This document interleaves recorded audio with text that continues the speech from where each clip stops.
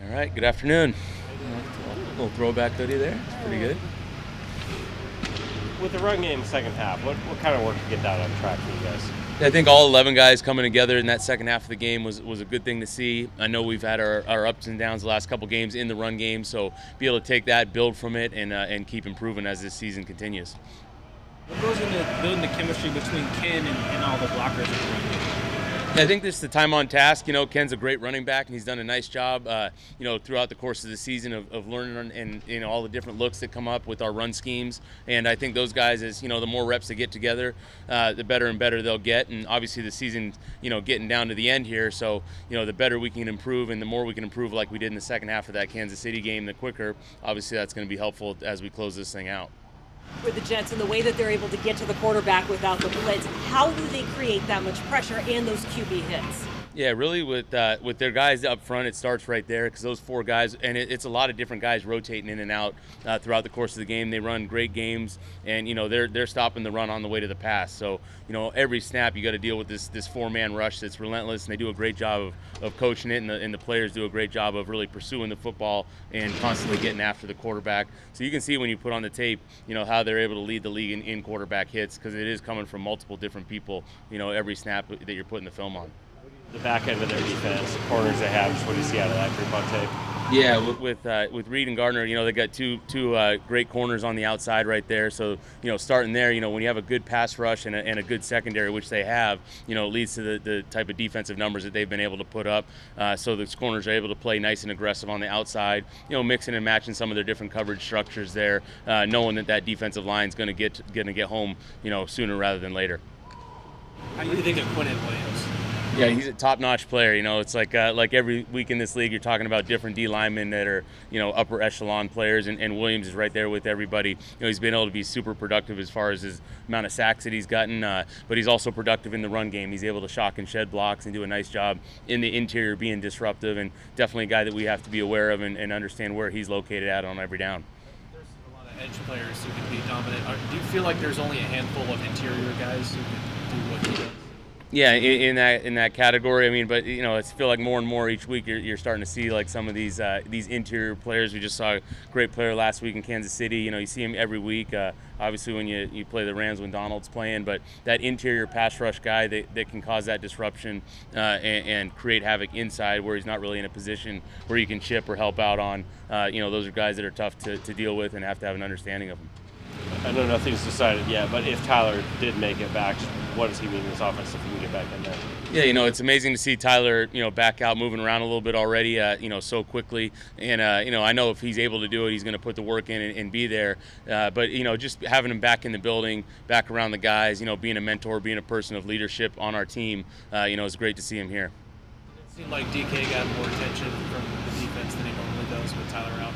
Yeah, he always gets a lot of attention, but yeah, he got a heck of a lot of attention in this past game where there's several snaps where he's getting double teamed and first, second, and third down, and I thought he did a great job competing through that entire game of dealing with some of the different coverage structures he was dealing with and still able to produce some catches, and then when there were the instances of one-on-one, he's able to win down the field on a go ball. So he's doing a good job of understanding what's going on, and then more importantly running these great routes when things aren't always going to go, the ball's not always going to go his way when the coverage is leaning so heavily towards him. So like a lot of them really tough contested catches.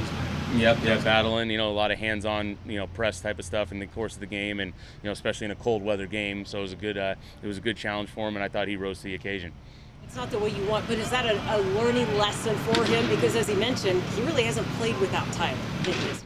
Yeah, no, I think, as he continues to grow and he's still learning like everyone is every week, down in and down out in the league. And I think, DK is just continuing to develop, keep adding to his game. And, I think he's been, doing a good job of climbing with his ability throughout the course of this season and, playing with power, playing with speed, understanding how all these different DBs are going to try to play against him. Probably going to be a little bit different than most of the other receivers around the league when they see him because they're trying to figure out ways, to hold him back physically a little bit at the line if they can, or try different change-ups, than what we've seen in the weeks past, just because he's a different type of receiver out there than you usually see week in and week out. You weren't inspired to go shirtless too? I was not. I'll let those guys. I'll let those guys get the million hits. I didn't want to scare anybody. Were you asked to go shirtless? I wasn't out there that early with those guys. I would have been a hard no. In the weeks that the run game has struggled a little bit, what impact do you think that has had on the passing game? Yeah, I think just in general, offensively for us, knowing that we want to be balanced, knowing that how our passing game is really thriving off of the run game. So whenever the run game's struggling a little bit, it really affects our offense as a whole. And so, I think like I talked about this past game, building off what that second half was like, and really getting to that rhythm where we're at towards the middle of the season there, where we're really having a good flow of the run and the pass. So it's always going to be a point of emphasis of being able to run the ball efficiently, being able to run the ball in those situations where we know we got to get yards. And I think, as we continue to develop and finish out this year, it's really something we're looking to finish strongly with. How he played against Kansas City. I thought he did a nice job. I think the elements were as tough as it gets for a quarterback, talking in terms of the weather and the way the ball's spinning there, but making good decisions. Would like to see not a couple of those third downs like to play out a little bit differently, but there was some pressure. They did a nice job as a credit to their defensive line and how they were playing. But I'd like to see Gino's steady mentality like he's been having, and took a hit, kind of regrouped himself and came out there and kept battling. And like we've seen in some of these games where unfortunately we're down at the end, I'd love to see how he was competing through the echo of the whistle, producing that touchdown towards the end of the game there to Noah, and never stopping that competitive mentality. How you guys talked to Ken Walker about being more decisive in that kind of the second half.